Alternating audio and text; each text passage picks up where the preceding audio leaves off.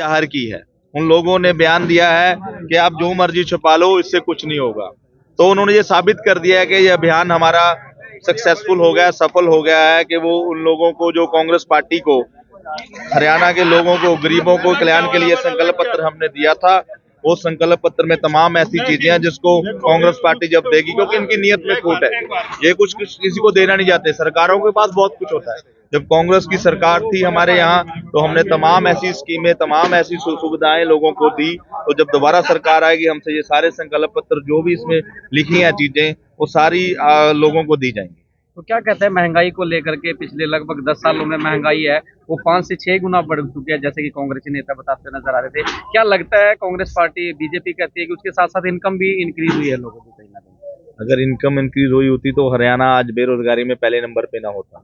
पर capital income आप उठा के देख लो, पर कैपिटल इनकम जो लोगों की नीचे आई है। हाँ, मैं बीजेपी की बात से सहमत हूँ, इनकम इंक्रीज हुई है। इनकम इंक्रीज हुई है अडानी अंबानी की, मोदी के चंद मित्रों की, गरीब लोगों की और हरियाणा के लोगों को नहीं हुई, वो मोदी के लोगों की हुई है। क्या लगता है, 1-1 हजार रुपए, करोड़ रुपए शादियों में खर्च किया जा रहा है अडानी के द्वारा, और लेकिन लोग जो है वो त्रस्त है इस टाइम पर बेरोजगारी को लेकर, महंगाई को लेकर? देखिए, तो उनकी फितरत है, ये तो फितरत है बीजेपी की। अडानी अंबानी बड़े जो व्यापारी हैं, उनका लाखों करोड़ रुपए कर्ज माफ कर दो, गरीबों का, किसानों का 1 रुपया नहीं माफ किया। तो ये तो उनकी फितरत है। बड़ी बड़ी शादियों में जा रहे हैं, उनकी शादियों में जाके उन्हें साबित कर दिया है कि इतने पैसे हो रहे हैं। आज गरीब, एक तरफ मोदी जी कहते हैं कि मेरे देश में 80% लोग, इतने 80 करोड़ लोग गरीब हैं, एक तरफ वो इतने अमीर आदमी की शादी में जाते हैं। और लोकसभा चुनाव है, अभी तक बीजेपी ने अपना कैंडिडेट घोषित नहीं किया, और साथ ही कांग्रेस ने। क्या लगता है कि इस वजह से भी देरी हो रही है, जैसे कि अगले महीने की? बीजेपी की बात वो बीजेपी वाले बताएंगे। हमारी कांग्रेस पार्टी के तमाम ऐसे प्रोसीजर हैं, हमारी जो आला कमान है उस पर लगी हुई है, तमाम मीटिंगें होती हैं। कोई अच्छा जो कैंडिडेट होगा, लोगों के मनपसंद का कैंडिडेट जल्दी आपको मिलेगा। अब कांग्रेस एक चुकी है, लगता है आपको भी कहीं घर घर जा रहे हैं जैसे? बिल्कुल, एक आप कैमरा घुमा के देखिए, तमाम हमारे नेता यहाँ थे, कैमरा घुमाइए ना, वो मेहता जी हैं, सुनील पवार जी हैं, ठीक है, चाहे आप देखोगे कंबोज साहब हैं, चाहे सचिन बुडनपुर है, हम लोग, हमारी एक टीम है, हम में कोई फूट नहीं है। ये उन लोगों द्वारा फैलाई हुई बातें हैं। कांग्रेस एकजुट है, एकजुट थी, एकजुट रहेगी। और कुरुक्षेत्र में एक बार बताइएगा, जैसे सुशील गुप्ता को सांसद किया है इंडी गठबंधन से, लगता है कि जीत दर्ज करा पाएंगे, जैसे कि नायब सिंह सैनी को गायब सिंह सैनी बोलते हुए नजर आ रहे हैं?